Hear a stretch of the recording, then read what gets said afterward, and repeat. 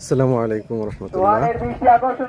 আমাদের সামাজিক সংগঠন সহযাত্রীর উদ্যোগে আমাদের অত্র এলাকার প্রধান সড়ক, আমরা এটিকে বলি ধারের রাস্তা, ব্যস্ততম সড়ক এই এলাকার।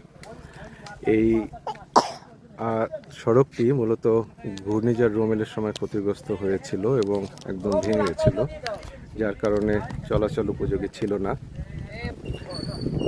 সড়কটির এই অংশে মূলত ইটের সলিং আছে, আর এই পাশে পিচ ঢালাই আছে, কিন্তু এই অংশটুকুর কারণে মূলত এই অঞ্চলের লোকজন যাতায়াত করতে পারছিল না বলে আমরা সহযাত্রীর উদ্যোগে এটি মেরামত করার উদ্যোগ নিয়েছি এবং সহযাত্রীর সদস্য, উপদেষ্টা, শুভাকাঙ্ক্ষী সকলের অর্থায়নে আমরা মূলত কাজটি বাস্তবায়ন করছি, তাদের ব্যক্তিগত অর্থায়নে। আপনারা দেখতে পাচ্ছেন যে আমাদের রাস্তার এই অংশে মূলত মেরামত চলছে, বিভিন্ন জায়গা ভেঙে গেছে, তো সেই অংশগুলি আমরা মেরামত করছি।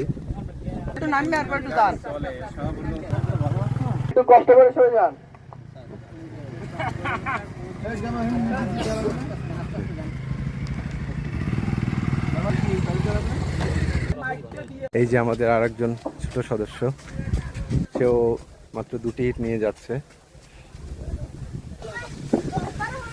এবং রাস্তার এই অংশেও মূলত কার্যক্রম চলছে।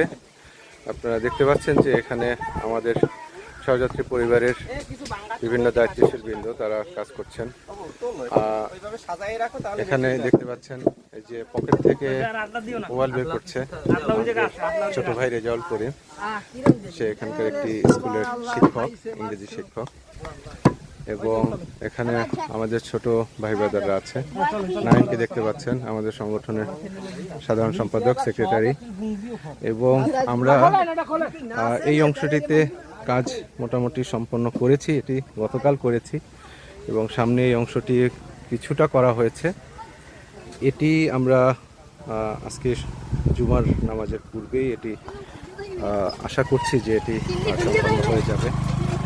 আপনারা দেখতে পাচ্ছেন যে ছোট একটি সড়ক, কিন্তু প্রচুর যান চলাচল করে এখান থেকে। আমরা গতকালকে ঘোষণা দিয়েছিলাম যে এখান থেকে কোনো যানবাহন চলাচল করবে না আজকে, যেহেতু রাস্তা সংস্কার হচ্ছে। তো তারপরও আমরা যানবাহন চলাচল বন্ধ রাখতে পারছি না। অনেক এমার্জেন্সি রোগী এবং বিভিন্ন ধরনের যানবাহন, পরিবহন এগুলো চলাচল করতে দিতে হচ্ছে আমাদেরকে।